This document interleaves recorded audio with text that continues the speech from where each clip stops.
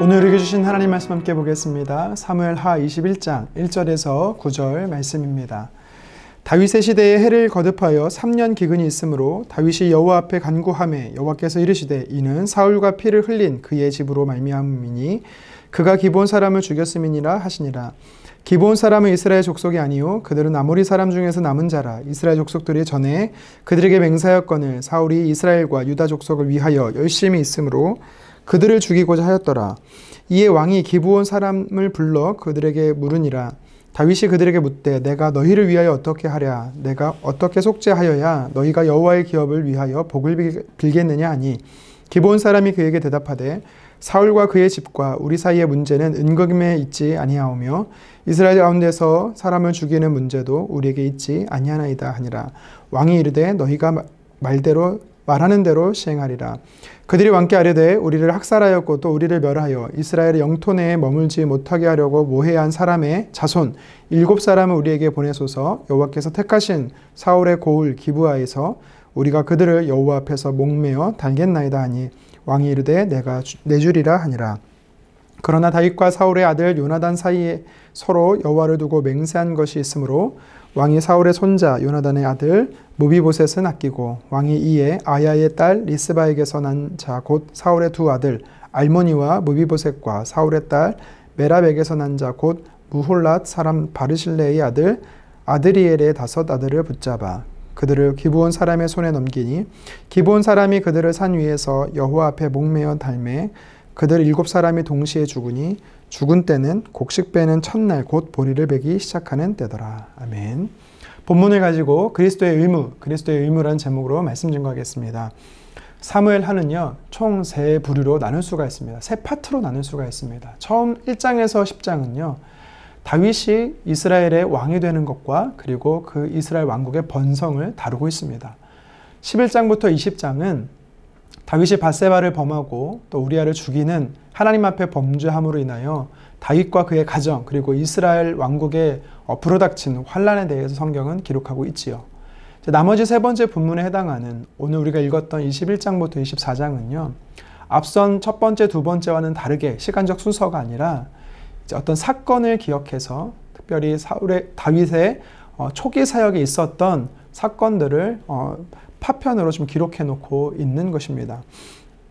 오늘 우리가 읽은 말씀은요, 다윗의 초기 사역에 있었던 3년의 기근의 사건을 다루고 있습니다. 기근이 있다라는 것은요, 백성들이 힘들다라는 것이죠. 곧 백성들이 힘들다라는 것은 다윗의 통치에 위기가 왔다라는 것입니다. 다윗은 그래서 신정 국가로서 기근이 있다라는 건 하나님의 진노요, 또 하나님의 징계이기 때문에 다윗은 이 진노와 징계가 어디서부터 온 것인지를 알고자 했습니다. 그래서 오늘 본문 1절에 보니까 하나님께 묻는 것이죠. 하나님이 다윗에게 가르쳐 주셨습니다. 하나님 뭐라고 말씀하십니까? 3년 기근의 원인은 바로 앞선 사울 왕과 그의 가족의 문제였다라는 것이죠. 처참히 이 기브온 족속을 살해했기 때문이다라는 것입니다. 이스라엘 백성들 안에 살고 있는 이 기브온 족속은요, 여호수아의 말씀에 보면 이스라엘 민족을 섬기고 또 이스라엘 민족은 그들을 해하지 않는다라는 언약을 체결했던 관계입니다. 그런데 사울과 그의 가문은요, 하나님의 언약을 깬 채 2절에 보니까 백성들을 위하는 명분으로 이 기브온 족속을요 진멸하고 있는 것입니다.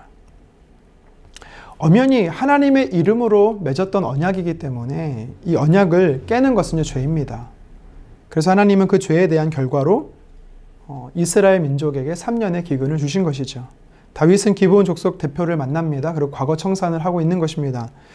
기브온 족속의 요구대로 사울 가문에 태어난 자 7명을 내줌으로 처형을 시키게 되는 것이죠. 그렇다면 초기 다윗 사역에 있어서 이 3년 기근이 우리에게 주는 영적인 메시지가 무엇인지를 살펴보도록 하겠습니다. 첫 번째는 하나님의 말씀은 영원하다라는 것입니다. 하나님의 말씀은 영원하다. 2절 하반절 말씀입니다. 사울이 이스라엘과 유다 족속을 위하여 열심히 있으므로 그들을 죽이고자 하였더라. 아멘. 이스라엘의 초대 왕 사울은요, 그가 통치하던 때에 이 이스라엘 백성들을 위해서 하는 열심히 한 가지 있었습니다. 그것이 무엇입니까? 기브온 족속을요 숙청하는 것이었습니다. 선민 사상이 강했던 이스라엘 백성들에게 있어서는 이방인들을 척결하는 것이기에 좋을 수도 있는 일이죠. 하지만 하나님의 이름으로 한 언약을 깨는 것이기 때문에요. 이것은요, 사람은 좋을 수 있어도요, 하나님 보시기에는 죄였습니다. 우리가 반드시 기억해야 할 것이 있습니다. 하나님의 언약은요, 사람의 임의로 깰 수 없다라는 것입니다. 다시 말해 하나님의 말씀은요, 우리의 상황과 환경에 따라서 인위적으로 파기할 수 있는 것이 아니라는 것입니다. 성경이 뭐라고 말하고 있습니까? 마태복음 5장 18절에 진실로 너희에게 이르노니 천지가 없어지기 전에는 율법의 1.1획도 결코 없어지지 아니하고 다 이루리라. 아멘. 이사야서도 말하고 있습니다. 이사야서 40장 8절입니다. 풀은 마르고 꽃은 시드나 우리 하나님의 말씀은 영원히 서리라 하라. 아멘. 하나님의 말씀은 절대 변하지 않는다라는 것입니다. 하나님의 말씀은 우리가 순종해야 되는 것이지 우리가 그 하나님의 말씀을 바꿀 수 있는 것이 아니라는 것이죠. 기록된 하나님의 말씀, 이 약속은요, 변개할 수 없는 것입니다. 성경은 우리에게 힘써 하나님을 알라고 말합니다. 무슨 뜻입니까? 우리가 하나님의 말씀을 모르는 것이 문제라는 것이죠. 그런데 오늘 본문의 말씀을 통해 보면 이해 못지않게 하나님의 말씀을 알면 그 아는 대로 순종하는 것이 얼마나 중요한지를 가르치고 있는 것이지요. 알면서도 그 뜻대로 살아내지 못하는 것은 하나님 보시기에 큰 죄인 것입니다. 인위적으로 하나님의 말씀을 왜곡하는 것, 하나님이 오늘 3년 기근을 내릴 정도로 하나님께서 굉장히 싫어한다는 것을 우리는 알아야 됩니다. 이스라엘 백성들이 가나안 땅에 가데스 바네아에 있을 때 12명의 정탐꾼을 40일 동안 가나안에 보내지요. 그들이 돌아와서 보고를 합니다. 사실 이 정탐은요, 어떤 목적이 있었냐면 점령을 할 수 있느냐 없느냐 이런 목적이 아니었습니다. 어떤 목적이냐면 당연히 가야 하는 땅으로서 답사 차원에서 다녀오는 목적이어야만 했습니다. 근데 그들이 어떤 보고를 하고 있습니까? 10명은요, 여호수아와 갈렙을 제외한 10명은요, 절대 들어갈 수 없다. 하나님께서는 이미 가나안 땅 정탐꾼을 보내기에 앞서 모세에게 무슨 말씀을 주셨습니까? 그 땅을 차지하게 될 것이다라는 하나님의 언약을 주셨습니다. 절대 깰 수 없는 약속을 주신 것입니다. 그럼에도 불구하고 10명의 정탐꾼들은요, 하나님의 그 약속을 파괴하고 있는 것입니다. 그로 인하여서 그들과 그를 추종했던 이스라엘 백성들은요, 광야 40년의 인생에서 죽게 되는 것입니다. 여러분, 내 감정과 상관없이, 내 상황과 환경과 상관없이 하나님의 말씀은요, 영원합니다. 하나님의 말씀은요, 반드시 성취되는 것입니다. 인류를 구원할 메시아를 보내겠다라고 하신 하나님의 약속은요, 오랜 세월을 거쳐 예수님을 통해서, 성육신을 통해서 이 땅에 완성이 되었습니다. 그리고 예수님의 십자가의 죽으심과 부활하심과 승천 그대로 성취되었고요. 그리고 우리에게는 다시 오실 그 예수님이 우리 앞에 약속이 되어 있는 것입니다. 우리는 그것을요, 믿어야 되는 것입니다. 성경을 해석하는 데 있어서 자유주의 신학자들이 이렇게 말합니다. 성경에서 하나님의 기적은 다 빼야 된다. 여러분, 기억하십시오. 성경에서 기적을 뺀다라는 것은요, 더 이상 그것이 성경이 될 수 없다라는 것입니다. 왜요? 하나님의 말씀은요, 우리의 상식을 뛰어넘기 때문입니다. 하나님의 말씀은요, 우리 이성을 뛰어넘기 때문인 것입니다. 하나님의 약속은 반드시 성취됩니다. 하나님의 약속은 영원합니다. 우리의 의지와 상관없이 하나님의 말씀은요, 그대로 지켜져야 되는 것입니다. 마지막 때를 살아가는 우리에게는요, 하나님의 말씀대로 순종해야 될 의무가 주어집니다. 하나님 말씀대로 살아내야 될 책임이 주어진다라는 것이죠. 그래서 저와 여러분들은 영원하신 그 하나님의 말씀을 살아내는 오늘 하루가 되기를 간절히 소망합니다. 계속해서 오늘 본문의 말씀이 우리에게 도전하는 영적인 메시지가 있습니다. 그것은 내 잘못된 열심이 하나님의 영광을 가린다라는 것입니다. 내 잘못된 열심이 하나님의 영광을 가린다. 2절 말씀 한번 더 읽도록 하겠습니다. 사울이 이스라엘과 유다 족속을 위하여 열심히 있으므로 그들을 죽이고자 하였더라. 아멘. 하나님의 말씀을 무시한 채 사울 왕은 어떻게 합니까? 자기 열심을 가지고 행동하지요. 그런데 그 열심이 하나님의 영광을 가리는 것입니다. 5절의 말씀에 보니까 사울은 기브온 사람들을 살해했을 뿐만 아니라 이스라엘 땅에서 쫓아내는 것입니다. 사울의 이런 모습을 보면 이 신약에 또 사도 바울의, 예수님을 만나기 전 사도 바울의 모습이 연상이 됩니다. 바울은요, 하나님을 향한 열심이 있었죠. 그 열심이 무엇이었습니까? 예수님을 믿는 사람을 박해하는 것이었습니다. 죽이고요, 감옥에 가두는 것이었습니다. 사도 바울은요, 다메섹에 있는 예수님을 믿는 사람을 잡기 위해서 다메섹을 향해 가고 있었습니다. 그런데 예수님이 다윗을 만나 주시죠. 바울이 예수님께 묻습니다. 당신은 누구십니까? 예수님이 뭐라고 대답하십니까? 사도행전 9장 5절 하반절에 나는 내가 박해하는 예수라. 아멘.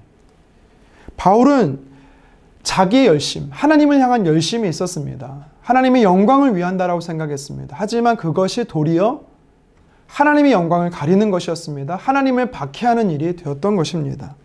오늘 본문에 이스라엘의 초대왕 사울도 마찬가지입니다. 자기의 열심은 있었습니다. 그런데 그 영광을, 하나님의 영광을 가리는 것이었죠. 언약의 하나님, 약속의 신실하신 하나님을 그의 자녀들이 드러나야 됨에도 불구하고 그것을 가리는 것입니다.